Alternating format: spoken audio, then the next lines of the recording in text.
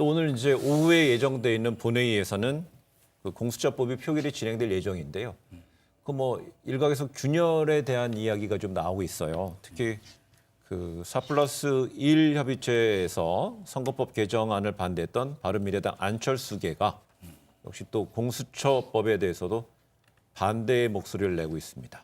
그러면서 눈에 띄는 것은 안철수계 그 권은희 의원이 수정안을 제출했어요.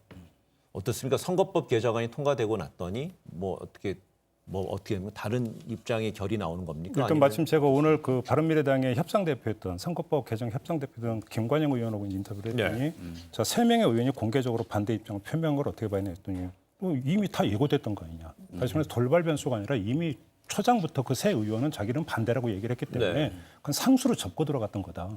그럼 권은희 의원 있지 않느냐 했더니 권은희 의원은 당권파가 아니다.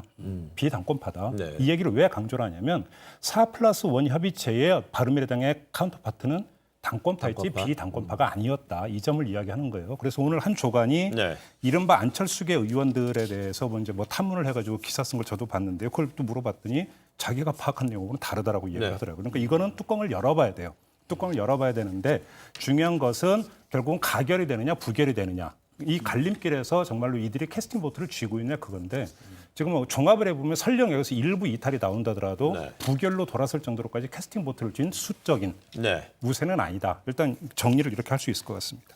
이를테면 지금 지적하신 대로 그러니까 현실적으로 한 10표 정도가 중간에 반란표가 나와야 되는데 쉬운 상황은 아니다. 그렇기 때문에 현실화될 가능성은 적지만 좀 이따 이제 저희가 얘기 또 한 번 더 하겠지만 이를테면 무기명 투표를 한다면 또 조금 상황이 달라질 수 있어요. 그러나 그 기명 투표를 하면 우선 민주당 안에서 반란표가 나올 수가 없어요. 속으로는 제가 이름 안 돼도 누구라고 저 되게 짐작하고 계실 텐데. 두 명은 이미 대놓고 그렇죠. 얘기했어요. 그러니까 그러나 그 양반들도 반대표 던지기는 쉽지 않을 거예요. 왜냐하면 결국 이 당론 투표의 굴레라는 게 저희 그 이른바 그 의회 민주주의를 심대하게 지금 저해하는 진영 논리에 빠져서 하는 그 이런 투표에서 현실화될 가능성이 적다는 건 맞으나 제가 여기서 그 한마디만 좀 보태고 싶은 건 뭐냐면 이건 선거법도 연동형 비례대표를 도입하는 선거법 이 투표와도 또 다른 일이다. 이건 기본적으로 민주주의의 원칙과 관계되는 일이기 때문에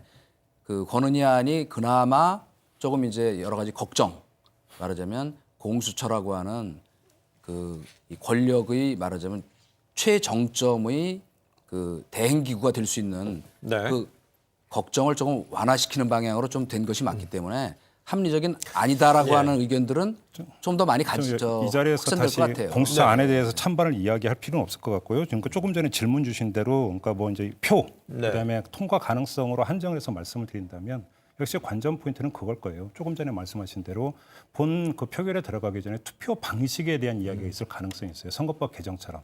이때 원래는 이건 인사 문제가 아니기 때문에 기명 투표를 원칙으로 하는 거죠. 그런데 무기명으로 합시다라는 제안이 나와서 투표 방식을 둘러싸고 표결까지 가느냐.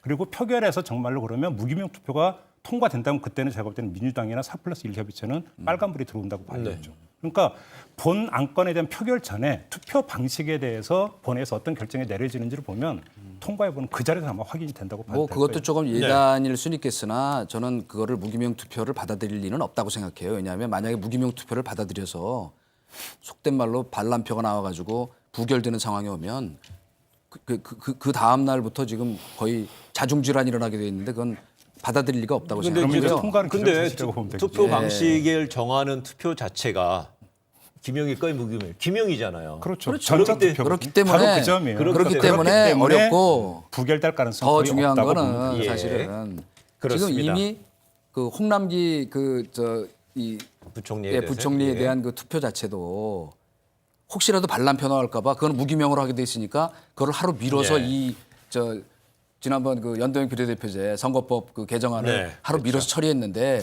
그런 여당이 그 분석에는 이렇게 할 리가 없어요. 왜 그러냐면 홍남기 경제부총리에 대한 탄핵소추안이 발의된 이유는 예선 심의 과정에서 지금 예결위처럼 이게 안 되는데 왜 이쪽 편들어서 실무자가 했느냐 이게 지금 사유거든요.